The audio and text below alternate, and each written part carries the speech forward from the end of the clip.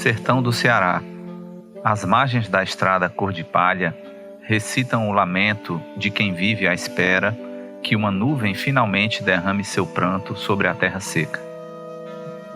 Em 2019, a chuva foi generosa. Em Salão, distrito de Senador Sá, a 268 quilômetros da capital Fortaleza. Mas um outro fantasma assombra o lugar.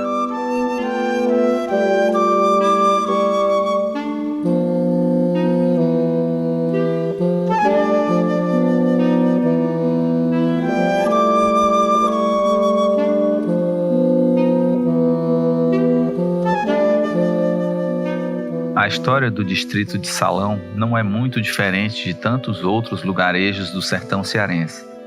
No início do século XX, 30 famílias chegam a morar aqui, vivendo da lavoura nas terras de Dona Maria Andé, a Dona Dedé, proprietária de terras da região. Depois veio a primeira escola, na década de 40, e a primeira igreja. A geração de luz elétrica por motor a diesel chegou 10 anos depois. Quase sem comunicação, os moradores assistiram pela primeira vez à TV em 1974 e o telefone só chegou em 1990.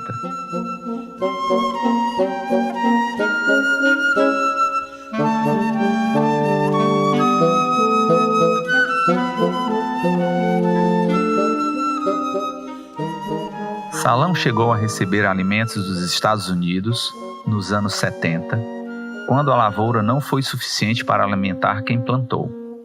Os moradores construíram em mutirão a primeira estrada carroçável e a possibilidade de comunicação com o resto do mundo. De lá para cá, o distrito não cresceu muito. Poucas ruas, 3 praças, em torno de 400 habitantes.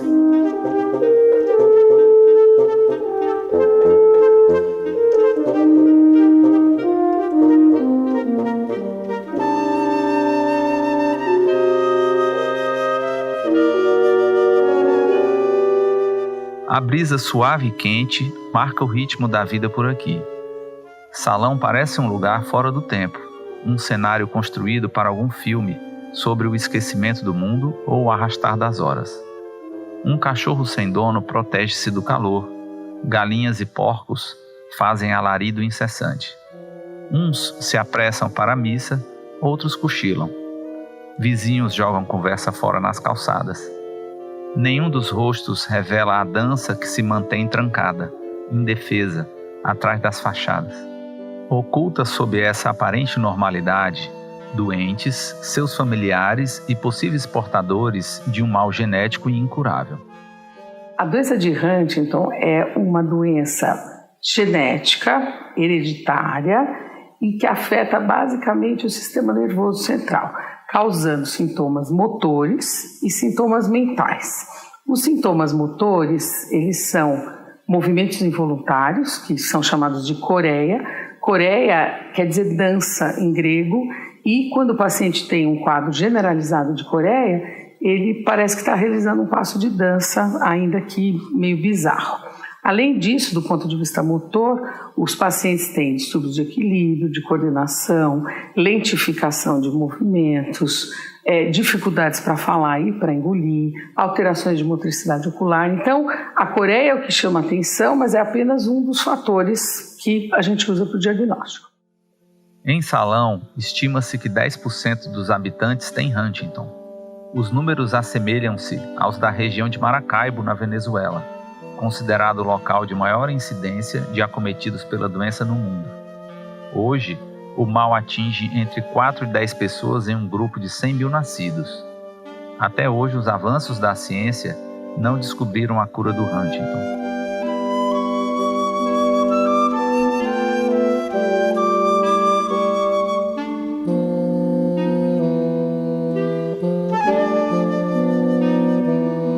Só Deus mesmo que me dava força para me lutar. Quando foi para ela começar a sentir o problema, a gente conhece, né? A gente conhece do andar, quando pisa em falos, às vezes leva qualquer toquezinho que leva, vai para frente, mesmo sem querer, né? desapluma o corpo, aí a gente já nota que já é o problema, né? Aí a gente já trata de ter mais cuidado, para não deixar andar sozinho, para não andar caindo, porque qualquer toque falso cai, né? A gente os cuidados já é outro. Só que aquilo ali vai aumentando todo o tempo, cada dia que passa a tendência é aumentar o problema, né? É coisa de família, não tem como ficar bom. Meu serviço era da roça.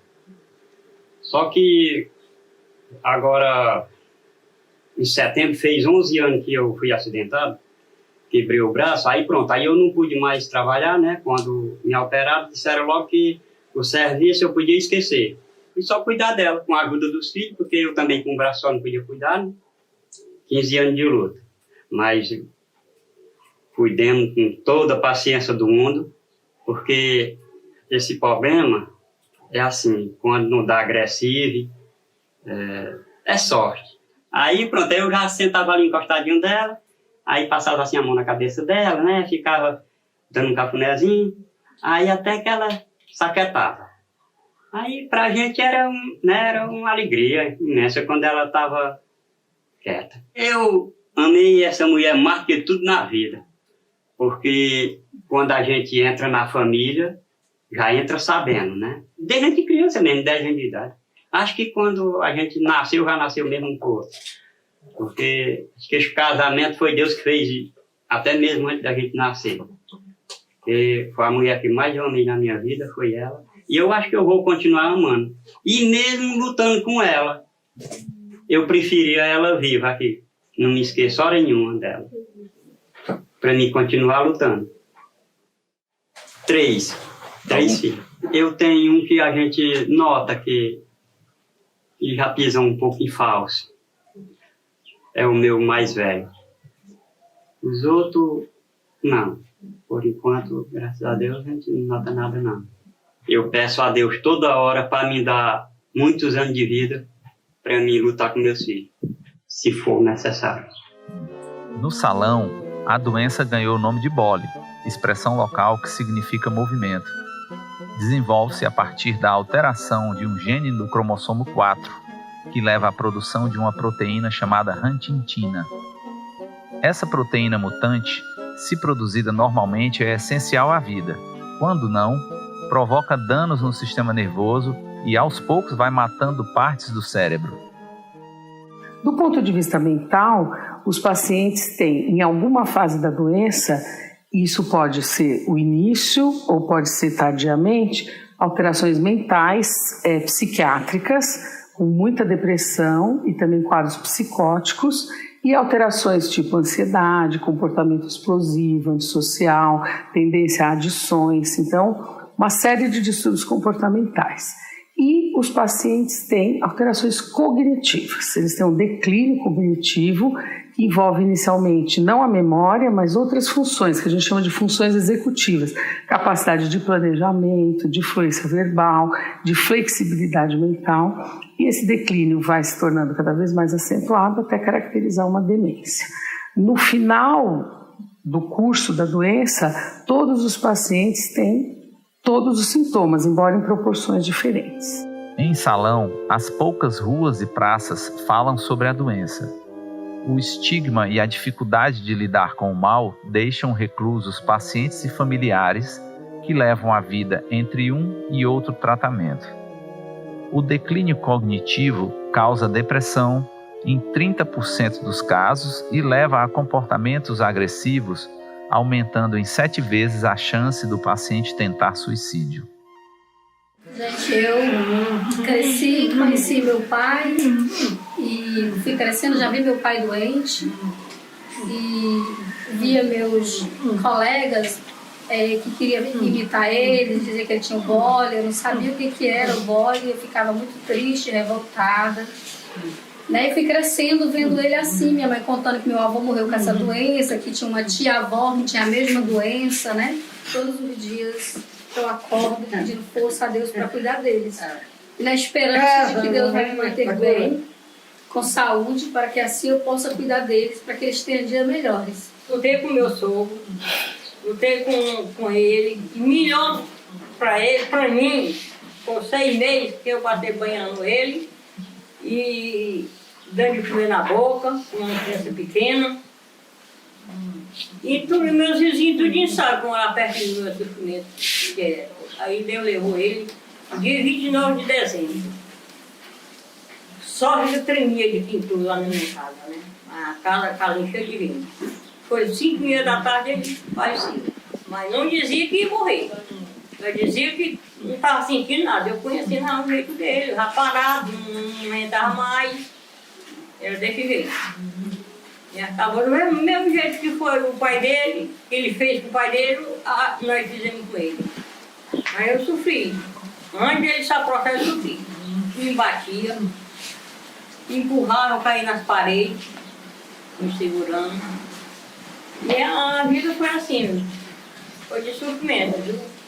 Quando eu descobri a doença, para mim, foi o doutor Luiz que me falou que eu estava doente, né? Ele fez um teste. A primeira vez que ele me viu, eu não estava doente. Aí depois ele falou que sim. Mas aí, o que me entristeceu é que eu parei de trabalhar, entendeu? Eu preferia estar assim, por saúde, fazendo o que eu gosto. Depois que eu descobri, agora eu aceitei. Agora eu estou aceitando mais fácil, porque lidar com a doença. Porque eu tenho fé em Deus e ainda esperança que nós vamos ter a cura em breve. No começo assim da doença, eu vou ajudar minha mãe, a minha irmã, a filha deles, que estão mais doentinhos, né? Em casa do Toninho. E eu agradeço pela minha vida, pela vida da minha família, porque eles são o meu estudo, é o maior presente que eu tenho. São eles. E eu sou grata por isso. Quero pelo menos a saúde da minha irmã, para ela poder ajudar a mãe. Se eu tiver mais doentinha, às vezes amassar.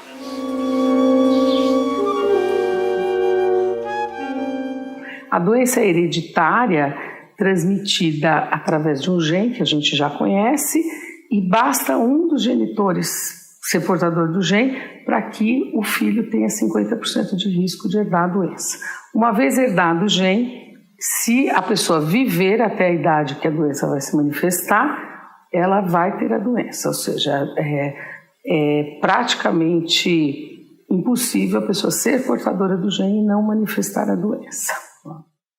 Sou Aparecida Marques, tenho um pai que é portador dessa deficiência. Eu sou muito grata de ver como ele luta para melhorar. Porque hoje em dia a gente percebe muitos jovens que sofrem sozinhos, que entram em depressão, quer morrer. E hoje eu vejo a força com que ele luta, entendeu? E tem um forte preconceito com isso aqui.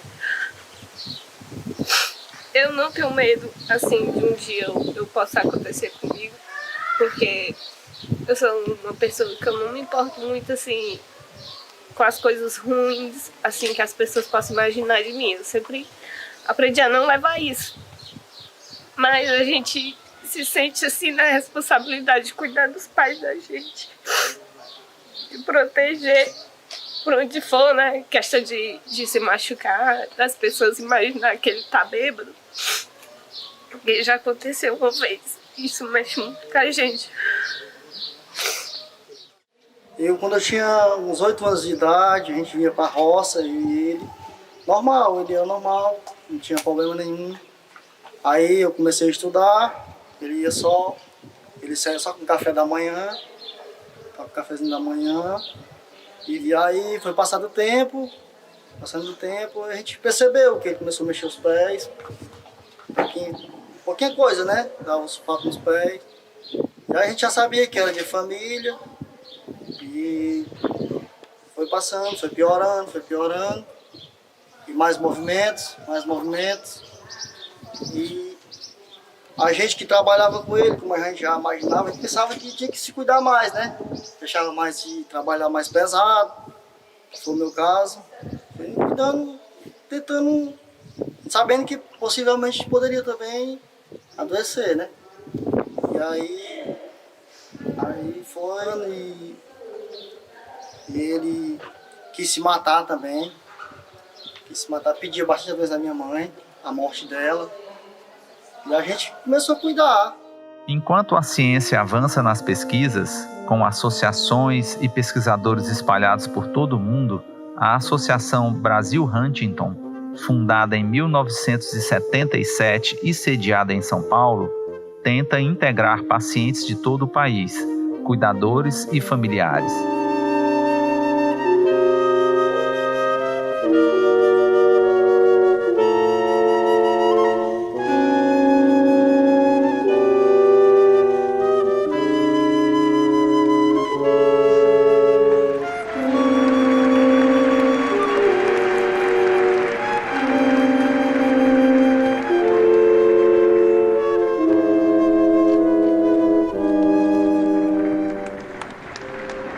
Aquela pequena multidão esperava mais que a bênção de Deus. Ela conseguiu no Vaticano a rara oportunidade de ser vista e ouvida no mundo inteiro. Pediu a intermediação do Papa na luta para que as políticas públicas dos diversos países invistam mais no tratamento de Huntington.